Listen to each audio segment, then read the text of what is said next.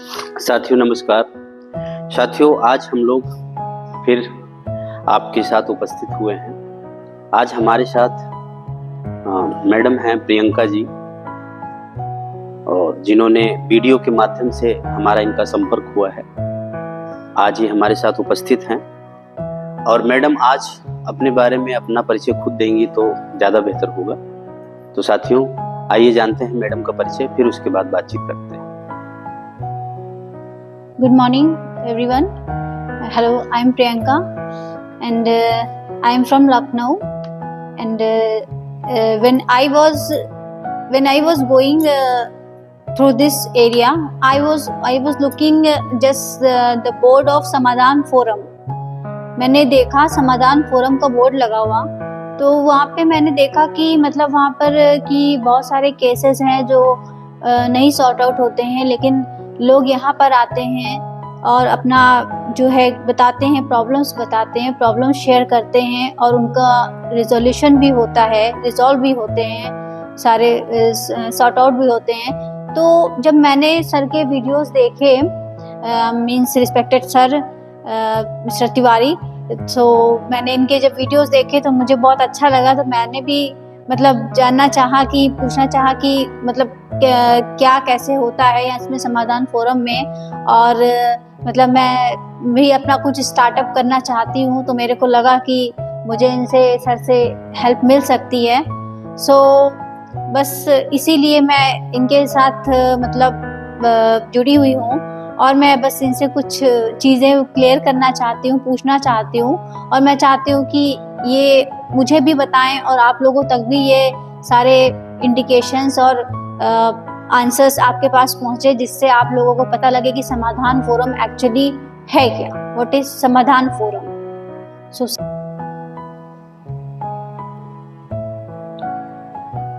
Basically समाधान forum, आपका सवाल है समाधान फोरम क्या है।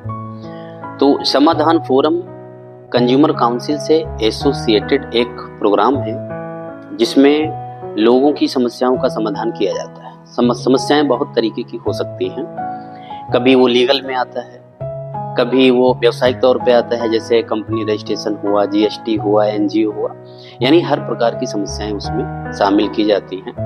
अब समाधान फोरम बेहतर कैसे हो सकता है या क्यों है, तो जनरली होता क्या है कि आज की जो आमतौर पे समाज और जनता है वो कहीं ना कहीं से हर सब्जेक्ट के मामले में नॉलेज नहीं रखती है, बहुत अवेयर नहीं है, लीगल के बारे में अवेयर नहीं है, कंपनी एनजीओ जीएसटी के बारे में अवेयर नहीं है। तो वो जब उसके सामने समस्या आती है तो बहुत सारे ऐसे एडवोकेट्स भी हैं जो जिनके चंगुल में लोग फंस जाते हैं। ठीक है, तो उससे क्या होता है, उससे लोगों को बहुत प्रॉब्लम फेस करनी पड़ती है। चलो ठीक है, उनका पैसा गया, टाइम गया।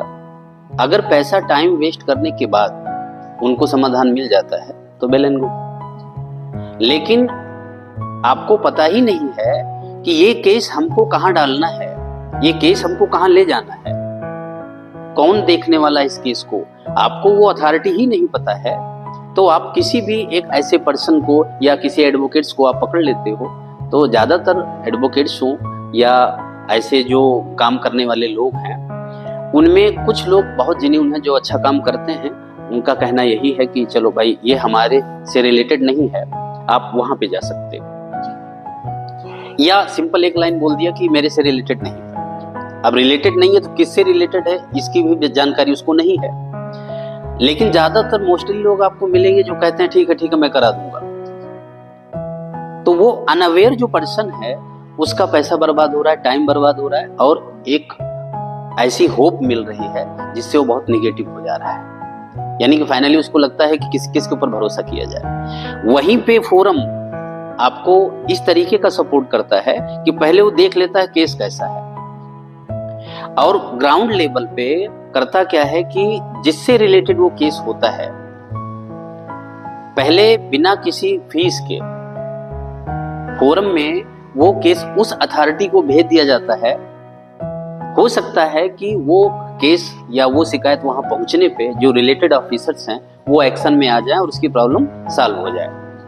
अगर नहीं सॉल्व होता है तो कुछ जो गवर्नमेंट की फीस होती हैं वो ले करके हम उसको केस में ले जा करके उसका समाधान कराते हैं।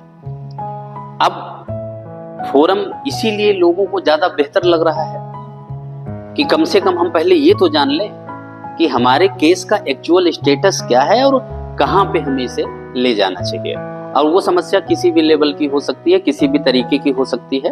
तो फोरम का जो एक्चुअल मीनिंग है वो यही है। सर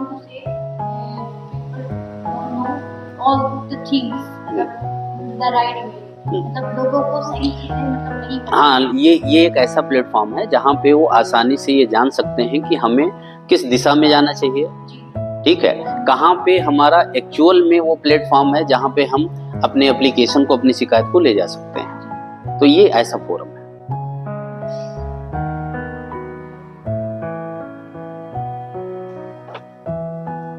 सर मेरा दूसरा सवाल ये है आपसे कि इस फोरम में सुप्रीम कोर्ट, हाई कोर्ट और सिविल कोर्ट के केस देखे जाते हैं।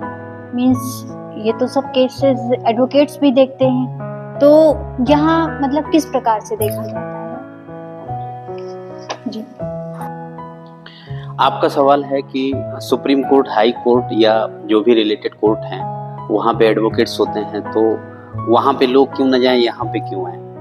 तो मैंने बेसिकली पहले ही आपको बताया कि फोरम सिर्फ इसी बात के लिए है कि हम उनको एक राइट प्लेटफॉर्म पे ले जाएं। तो इस फोरम के माध्यम से supreme court, high court, civil court के सारे एडवोकेट्स हर डिस्ट्रिक्ट में कनेक्टेड हैं। तो होता यह है कि हम जब पहले उस ग्राउंड को समझ लेते हैं, किसी भी पर्सन की उस समस्या का ग्राउंड समझ लेते हैं, तो उससे रिलेटेड जो लीगल एडवाइजर्स हैं उनको हम वो काम दे देते हैं। तो जब लीगल एडवाइजर हमसे कांटेक्ट में होता है तो वो एक रीजनेबल फीस ही ले पाता है और हमको सही बात ही गाइड कर सकता है, ना करके आम जनता की तरह गुमराह कर सके।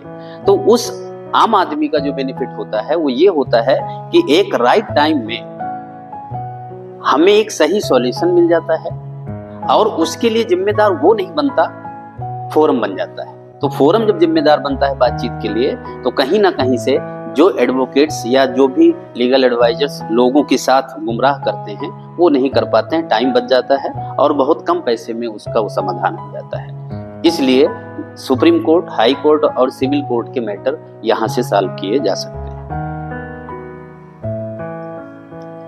सर इसी संदर्भ में मेरा तीसरा सवाल ये है कि क्या इसमें जीएसटी और एनजीओ के मामले भी देखे जाते हैं?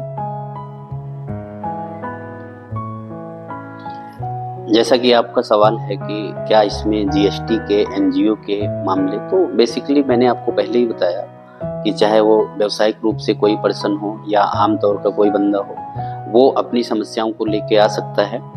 और जीएसटी से रिलेटेड कोई आता है या किसी बिजनेस के पर्पज से आता है या एनजीओ से रिलेटेड आता है, तो आज भी जीएसटी के मामले में भी बहुत सारे आइडियाज लोगों को नहीं है, लोग अवेयर नहीं है।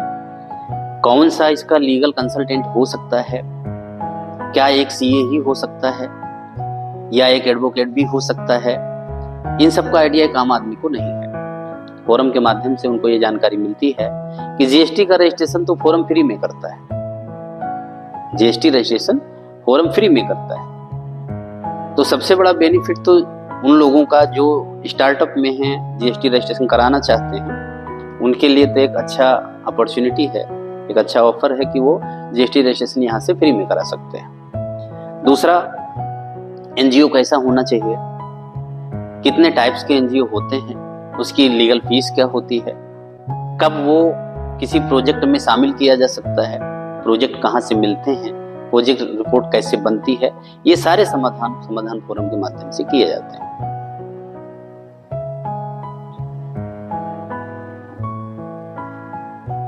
सर इसी संदर्भ में मैं अगला क्वेश्चन आपसे पूछना चाहूंगी कि क्या इसमें पारिवारिक मामले भी देखे जाते हैं, और देखे जाते हैं तो किस प्रकार से, और जैसे अगर कोई केस या शिकायत आती भी है तो कितने दिनों में समाधान फोरम से रिजॉल्व हो जाती है, कोई भी समस्या है रिजॉल्व हो जाती है कितने दिनों में? आपका दूसरा सवाल है कि क्या इसमें पारिवारिक मामले भी देखे जाते हैं, तो बिल्कुल पारिवारिक मामले देखे जाते हैं। पारिवारिक मामले में ज़्यादातर जो केसेस होते हैं वो, पहला तो केस आता है, ज़्यादातर जो मोस्टली केस आते हैं वो फैमिली डिस्प्यूट के आते हैं। हस्बैंड वाइफ के जो विवाद होते हैं, हस्बैंड वाइफ के विवाद में फोरम में आने से सबसे बड़ा फायदा क्या है कि कोर्ट केस में भी जब आप जाते हैं, कोर्ट में भी जाते हैं, तो हस्बैंड वाइफ के केस में ज्यादातर जो डिस्प्यूट क्रिएट होता है उसके लिए मेडिएशन वहां पे है, यानी दोनों को आपस में बिठाया जाता है, बातचीत करने का मौका दिया जाता है। शायद कोर्ट को ये लगता है कि एक तीसरा पर्सन बैठ करके अगर ये चेक कर पाएगा कि एक्चुअल में प्रॉब्लम किस में है, कहाँ पे है, या उसको टाइम दिया जाएगा, टाइम अगर सुना जाएगा और एक दूसरे को समझाया जाएगा, तो हो सकता है कि दोनों के अंदर जो इस तरीके की एक दूसरे के प्रति द्वेष भावना पैदा है या जो चीजें खराब हो रही हैं, जो रिलेशन खराब हो रहा है, जब उसको थर्ड पार्टी कोई बैठ करके सुनता है और एक दूसरे को अवेयर करता है, तो कभी कभी संभावना या ज्यादातर संभावनाएं होती हैं कि वो एक हो जाती है। जैसे अभी रिसेंटली हमारे पास एक केस आया था, एक मैडम आई हुई थी, वो अपने बच्चे के साथ आई और बच्चे के साथ आकर के जिससे फोरम बाहर बोर्ड देखा उन्होंने, तो उन्होंने बोला कि सर मेरी एक फ्रेंड है और उसकी शादी हुई, शादी के बाद ऐसा ऐसा हो गया, उसके पास एक बच्चा भी है और वो अपने हस्बैंड के साथ जाना चाहती है, लेकिन हस्बैंड उसका ले नहीं जा रहा है। तो ये उन्होंने बताया, पहली मीटिंग हमारी उनकी हुई, तो मैंने उनको बोला कि ठीक है, अगर आपकी फ्रेंड के साथ ऐसा हुआ तो फ्रेंड को आप लाइए, पहले ये देखा जाए कि एक्चुअल में प्रॉब्लम कहाँ है। तो दूसरी मीटिंग हुई, दूसरी मीटिंग में ऐसा वो बोल के गई कि ठीक है हम उनको लेके आएंगे। दूसरी मीटिंग में किसी को लाई नहीं, वो खुद आई और बताया कि वो भी कहीं गई हैं और सर इसको कैसे किया जाए, क्या किया जाए। तो मैंने उनको बोला कि ये केस जो आप बता रहे हो, ये केस आपकी फ्रेंड का है ही नहीं, कोई फ्रेंड के केस के लिए इतना सीरियस नहीं होता है। पहली मीटिंग तो चलो जनरली हो गई, लेकिन दूसरी मीटिंग में भी आप कहते हो वो कहीं बिजी हैं और आप खुद उस केस की चर्चा करते हो, तो कहीं ना कहीं वो केस उनका नहीं, वो केस आपका है।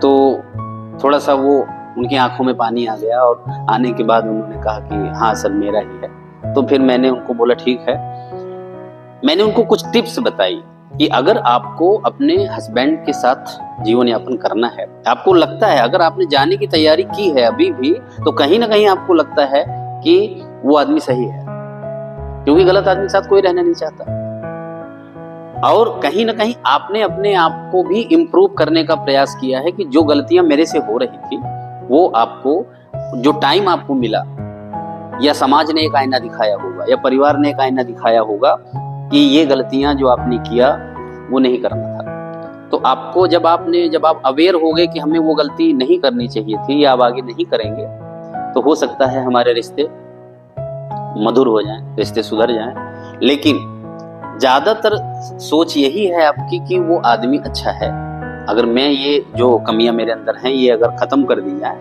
तो हमारी संभावनाएं बढ़ जाती हैं, हमारे रिश्ते चल सकते हैं। तो ये सोच अगर आपके अंदर आई है तो बहुत अच्छी बात है। लेकिन कुछ मैं टेक्निकल टिप्स आपको बताऊंगा, क्योंकि जब आदमी बहुत फ्रस्ट्रेट हो जाता है तो उसको समाज कैसे चलती है, परिवार कैसे चलता है, हस्बैंड वाइफ के बीच में रिलेशन कैसे होना चाहिए, गलतियां कहाँ हो रही हैं, इसका आइडिया उसको मिल नहीं पाता है। तो किसी चीज को विश्वास में लेना, या हस्बैंड वाइफ के रिलेशन में या किसी के रिलेशन में एक विश्वास का रिलेशन होता है, और वो विश्वास का एक पैरामीटर है। जैसे लोग रात में, लड़कियां हो या लड़के हो, 8-9 बजे अपने घर आ जाते हैं, किससे बात करनी है किससे नहीं करनी है, और इसलिए नहीं कि हस्बैंड मना करता है, इसलिए कि ऐसा होना चाहिए। आपका अंदर से जो एक सामाजिक दृष्टिकोण है, जो आपके अंदर वो कि एक मैं किसी की बीवी हूं, अगर ऐसा फील आता है तो बहुत सारी चीजें हैं जो आपको अवॉइड करना चाहिए। अगर आपके और आपके हस्बैंड के बीच में इस तरीके की विश्वसनीयता नहीं बन पाई है, तो आप स्वतंत्र होकर के किसी थर्ड पार्टी से बात नहीं कर सकते। और करना ही क्यों है? वो चीज जो बात आपको उससे करनी है, वो चीज आप अपने हस्बैंड से क्यों नहीं कर पा रहे हो? तो शायद आपको लगता है कि वो हस्बैंड के अंदर वो क्वालिटी नहीं जैसा वो है। नहीं, ये आपका एक वहम है। यही एक पैरामीटर है कि इस वहम से बाहर आइए, उस पैरामीटर के साथ चलिए। पैरामीटर ये कहता है हस्बैंड है तो आप उससे डिस्कस करिए धीरे धीरे धीरे धीरे। जब वो समझ जाएगा कि आप ऐसा चाह रहे हो, आप समझ जाओगे कि ऐसा चाह रहा है और उसकी संभावनाएं होंगी, वो चीज आप कर सकते हो। आपको लगेगा ही नहीं इसी के साथ हमें जीवन यापन करना है, क्योंकि हमारा जो बौद्धिक स्तर है जिस पे हम प्रॉपर काम करते हैं, निगेटिव पे अगर काम करना शुरू किया तो हमारे सामने एक निगेटिव सिचुएशन आके बहुत बड़े रूप में खड़ी होगी। और अगर पॉजिटिव सोचा कि नहीं इसके अंदर ये हो सकता है, हो सकता है, हो सकता है, तो दो ही चीज होगी, या तो उसके अंदर वो हो जाएगी या तो वो जैसा हम हो जाएंगे। लेकिन अगर हम इस टकराव की स्थिति में आते जाएंगे तो एक टाइम के बाद बहुत लेट हो जाएगा। तो ऐसा मैंने उनको समझाया कि आप हस्बैंड से ये सोच के बात करो कि मैं ही गलत हूं, तुम भी गलत हो, ये बात नहीं करनी। अगर आपने ये प्रयास किया, मेरे पास कौन आया, आप आए हो और आप क्या कहते हो कि हमें अपने पति के साथ रहना है। पति तो बात नहीं कर रहा है यहाँ पे, ना पति की ऐसी कोई बातचीत चल रही है, ये आपका कहना है कि हमें अपने पति के साथ रहना है। तो आपको, अगर आपको कहना है तो सारी गलतियों को अवॉइड करना होगा। आपको पहले आपको ये कहना होगा और ये सोचना भी होगा कि मैं ही गलत थी। और जो सोच आप रहे हो इसको अपने हस्बैंड से एक्सप्रेस करना है, यानी कि आज के 8 दिन बाद आपको हस्बैंड को फोन करना है और उनको बोलना है कि सारी गलतियां मेरी ही थी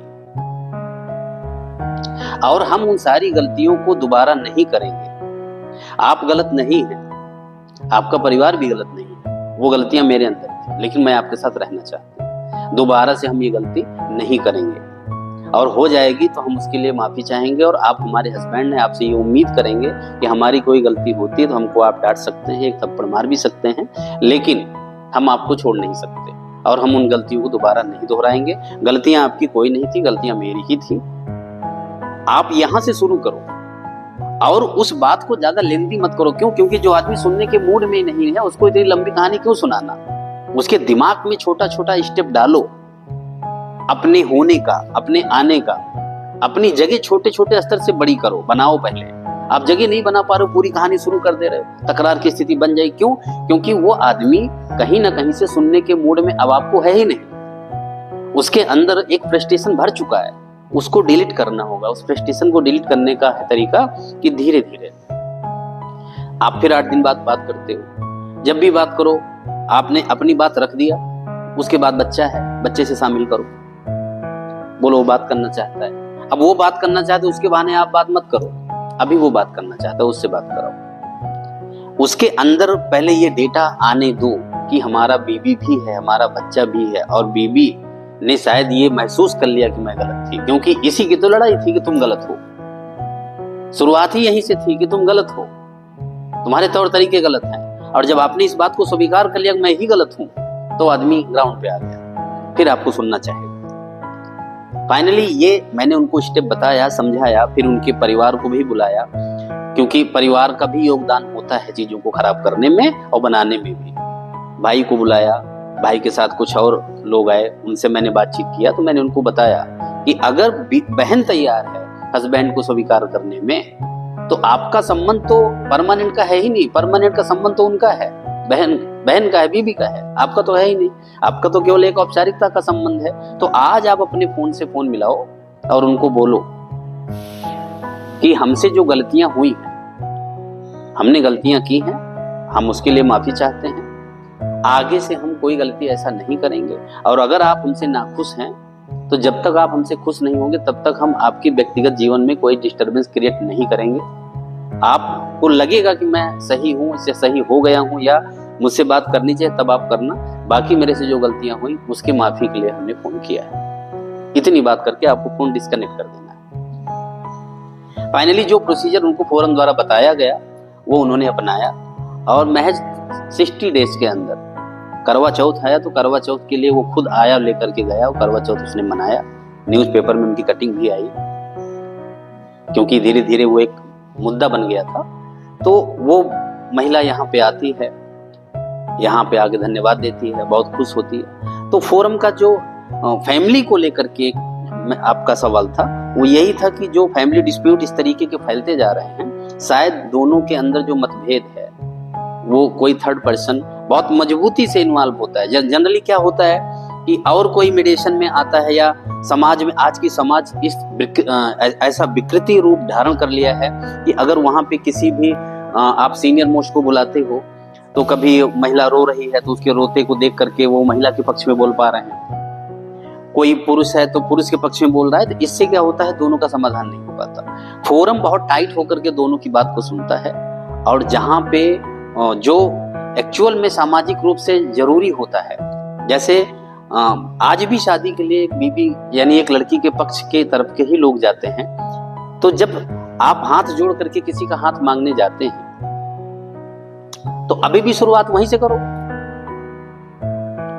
महिला अगर हाथ जोड़ करके कहती है कि हम आपके यहाँ रहना चाहते हैं, हमसे जो गलती है उसके लिए माफी चाहते हैं, तो सीधी सी बात है, क्योंकि ग्राउंड के अपोजिट जब भी आप कोई प्रयास करेंगे फेल हो जाएंगे। अब एक लड़का एक लड़की दोनों आपस में मिल करके कोर्ट मैरिज कर लिया, तो वहां तो ऐसा कोई ग्राउंड ही नहीं था, तो उनको तो दोनों को डांटा जा सकता है, दोनों को समझाया जा सकता है। लेकिन जहां पे ग्राउंड ये हुआ कि अरेंज मैरिज हुई है, कोई हाथ आप मांगने गए थे, 4 लोग गए थे ये कहने, तो शुरुआत भी लड़की को ही करना चाहिए कि मेरे से गलती हुई, वो रिलेशन वहां पे बनेगा। उस केस में जहां पे कोर्ट मैरिज हुई है, दोनों के आपस में एक लव अफेयर चला, फिर उसके बाद शादी हो गई, तो फिर वहां पे क्या है, दोनों को डांट के समझाया जा सकता है कि दोनों ऐसा क्यों कर रहे हो, क्यों किसी का जीवन बर्बाद कर रहे हो। वहां पे दोनों को समझाया जा सकता है, सिंगल को नहीं कि आप इनिशिएट लो। तो जो फोरम क्या करता है, जैसा स्क्रिप्ट होता है, जैसा केस होता है, उसके ग्राउंड को समझ करके एक पहल करता है, और फाइनली अभी तक ऐसा कोई केस आया नहीं जिसको फोरम ने निपटाया ना। तो फैमिली के मामले में इस तरीके से फोरम जो है सपोर्ट करता है। शायद आपको समझ में आया हो।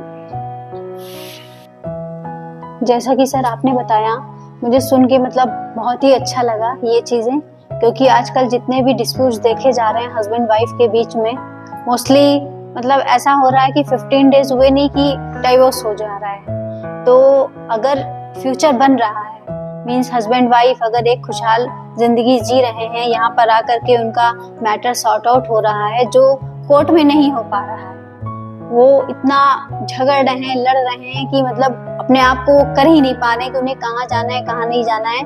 और यहाँ मतलब मुझे भी बहुत अच्छा लगा ये सुन करके कि मतलब यहाँ पर इस तरीके के चीजें सॉर्ट आउट होती हैं जो बहुत ही ज्यादा इम्पोर्टेंट हैं भाई, चाहे वो लड़की हो चाहे एक लड़का हो, दोनों के लिए ही बहुत इम्पोर्टेंट है। प्लस अगर बेबी हो जाता है तो उसके बाद तो मोस्ट इम्पोर्टेंट थिंग है बेबी के लिए कि अगर उनका डाइवोर्स हो रहा है तो बच्चे की जिंदगी तो वैसे भी हेल हो जाती है। तो अगर इस तरीके के मामले सॉर्ट आउट हो रहे हैं तो मतलब मीन्स मुझे तो बहुत अच्छा लगा सर की बात सुन करके। Thank you so much. And मैं एक और सवाल अपना पूछना चाहूंगी कि जैसे मुझे भी भाई, जैसे मुझे अच्छा लगा, मैं भी आपसे जुड़ना चाहती हूँ, तो मुझे भी अपना स्टार्टअप करना है, तो मैं ये पूछना चाह रही हूँ कि जैसे फंड वगैरह है तो कैसे मतलब मैं स्टार्टअप करूँ, फंड कैसे मतलब करना है, मीन्स इसके बारे में मुझे कुछ जानना है आपसे। आपका सवाल है कि आप कुछ करना चाहते हो, तो स्टार्टअप में पहला तो ये मैटर करता है कि आप कर क्या रहे हो। दूसरा ये है कि किसी भी बिजनेस को स्टार्ट करने के लिए कुछ लीगल पेपर्स होते हैं, पहले उनको रेडी करना होता है। वो आप अगर रेडी कर लेते हो तो फिर दूसरा स्टेप है कि हम फंड का रिसोर्स कहाँ से तैयार करें। फंड के रिसोर्स में सरकार भी स्टार्टअप में बहुत सारे फंड दे रही है। अगर आपका प्लान अच्छा है, बिजनेस अच्छा है, तो बहुत सारे ऐसे लोग इन्वेस्टर भी हैं जो पैसा लगाना चाहते हैं, क्योंकि उनके पास पैसे रखे हुए हैं। वो भी चाहते हैं कि कोई अच्छा अगर कॉन्सेप्ट है, कोई अच्छा बिजनेस है, तो वो पैसा लगाना चाहेंगे। उनकी एक मीटिंग फोरम के माध्यम से कराई जा सकती है।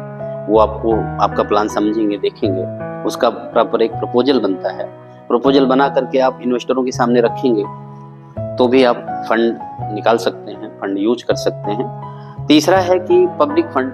अगर आपका बिजनेस कुछ अच्छा है, ज़्यादा अच्छा है, तो धीरे धीरे आप पब्लिक के साथ जुड़ करके पैसे अर्न कर सकते हैं, इकट्ठा कर सकते हैं, और अपने बिजनेस को धीरे धीरे, बेहतर तो ये होता है कि किसी भी चीज़ को अगर आप धीरे धीरे बढ़ाते हैं तो आपको बिजनेस का आइडिया भी मिलता है, आप अपने आप को भी डेवलप कर पाते हैं उस बिजनेस के साथ में, एक अच्छा एक्सपीरियंस गेन करते हैं। एक्सपीरियंस बिजनेस हो या लाइफ हो, जो अप डाउन होता है उसका हमें उसी को समझना होता है। अगर हम अप डाउन नहीं समझ पाए, ज्यादातर लोग केस में देखेंगे कि लोग अप को समझते हैं, डाउन को नहीं समझते हैं। जबकि अप डाउन क्या है? अप डाउन एक साइंस है, एक विज्ञान है। जो चीज डाउन होती वही अप होती है, और कोई चीज अप हुई है तो डाउन भी होगी।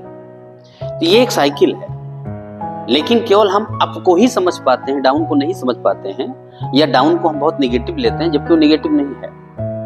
वो एक साइकिल है, नीचे आएगी, यानी जब जो भी चीज चलती है, आगे बढ़ती है, वो अप डाउन होगी, ये समझना होगा। तो अप डाउन होना बुरी बात नहीं, अच्छी बात है। अगर डाउन हुआ है तभी अप होगा, अप हुआ है तो डाउन होगा। अगर ये अप डाउन नहीं होगा तो हम आगे बढ़ेंगे।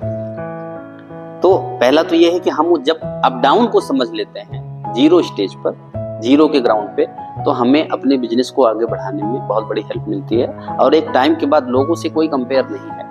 अपने बिजनेस से अपने को कंपेयर करो, लोगों से नहीं। बिजनेस को आपने कंपेयर किया कि जो हमारा बिजनेस है, जो हम कर रहे हैं, हम उससे अगर संतुष्ट हैं तो उसको आगे धीरे धीरे आप बढ़ाते रहो। एक टाइम ऐसा आएगा कि लोग आपको कंपेयर करेंगे, आपसे कंपेयर करेंगे कि हम पीछे क्यों हो गए, आप आगे क्यों हो गए। लेकिन आगे जाने का जो सबसे बड़ा कारण है वो यही है कि हम अप डाउन को प्रॉपर समझें। जब तक नहीं समझेंगे तब तक हम आगे नहीं बढ़ पाएंगे। हम बैंक से फंड ले लेते हैं 25 करोड़, 50 करोड़, 5 करोड़, 2 करोड़, 50 लाख, या हम इन्वेस्टर का पैसा लगा लेते हैं और हमको बिजनेस का आइडिया नहीं है, तो फाइनली हम कुछ नहीं कर सकते। क्यों? क्योंकि हम लायबिलिटी में आ जाएंगे, लोग हमको ढूंढेंगे, हमको पकड़ेंगे, गाली देंगे, दौड़ाएंगे, ये करेंगे, और हम फेल हो जाएंगे। तो बेहतर तरीका तो ये होता है कि अगर हम कभी बिजनेस को जानते नहीं है, शुरू करने की शौक है तो करिए, लेकिन जीरो ग्राउंड पे करिए, धीरे धीरे शुरू करिए। बहुत कम पैसे में, जितना आपके अंदर पैसे को लेकर के फ्रस्ट्रेशन आएगी, अगर उस फ्रस्ट्रेशन में आप निगेटिव नहीं होते और उसको डाउनफॉल समझ करके आगे बढ़ते रहते हो, तभी आप किसी बड़े बिजनेस को संभाल पाएंगे। जब छोटी सी फ्रस्ट्रेशन नहीं बर्दाश्त हो रही है तो किसी बैंक के 10 करोड़ रुपए के फ्रस्ट्रेशन को आप हैंडल कभी नहीं कर सकते हैं। तो बेहतर है कि मैं आपको यही सजेशन दूंगा कि अगर आप कोई बिजनेस स्टार्ट करना चाहते हो तो करिए, लेकिन बहुत ज्यादा पैसे के चक्कर में मत रहिए। जो आपके पास पूंजी है, या जो आपके पास दोस्त या रिलेटिव जानने वाले, छोटा छोटा अमाउंट लेकर के पहले उसको स्टार्ट करिए। उसके प्लस और माइनस को पहले समझिए। आफ्टर दैट बहुत सारे इंस्टीट्यूशन हैं, गवर्नमेंट के इंस्टीट्यूशन हैं, इन्वेस्टर्स हैं जो आपको सपोर्ट करेंगे। पहले आप खुद को संतुष्ट करिए कि हमारा जो बिजनेस है वो, उससे हम संतुष्ट हैं कि वो सही है, वो आगे बढ़ेगा, और जो हमने प्रोजेक्ट बनाया था कि 1 रुपए लगाएंगे 2 रुपए पैदा करेंगे, वो चीजें हो भी रही हैं। देन आप किसी का स्वागत कर सकते हैं, चाहे वो गवर्नमेंट इंस्टीट्यूशन हो, चाहे वो इन्वेस्टर्स। तो शायद आपको मेरी बात समझ में आई। दर्शकों, साथियों, आज हमारे साथ प्रियंका जी थी और बहुत अच्छा लगा। इनके सवाल को सुन के, देख करके, या इनकी बातचीत को समझ कर ये लगा कि जो कुछ ऐसे भी लोग होते हैं जो किसी सिस्टम के साथ जुड़ना चाहते हैं, किसी के साथ जुड़ना चाहते हैं, और उनकी बातचीत से लगा कि नहीं, उनको सपोर्ट करना चाहिए। और हम प्रियंका जी को धन्यवाद देते हैं कि वो यहाँ तक आई, अच्छा भी लगा। और आगे हम ये चाहेंगे कि जिस तरीके से हमारे इनके बीच में बातचीत हुई है, वो अपना सपोर्ट इस फोरम के साथ देती रहेंगे। धन्यवाद।